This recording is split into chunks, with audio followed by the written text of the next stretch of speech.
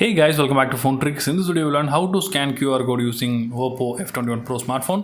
Before we start the video, request to subscribe our channel for more interesting phone videos. So in order to scan the QR code, you need to open the camera app. Then I have a QR code in the box, so we need to scan this QR code.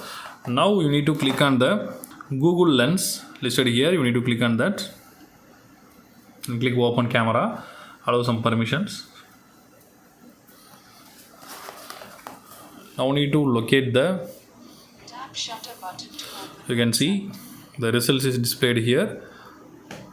Tap the shutter button to open. So you can directly click the results to open the website.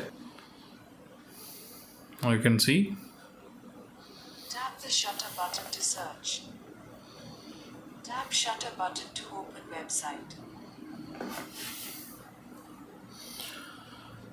So from this method you can scan any QR code in the OPPO F21 Pro smartphone. So that's all guys. I hope this video is very useful to you. If you like this video, hit thumbs up. See you in next video. Bye bye.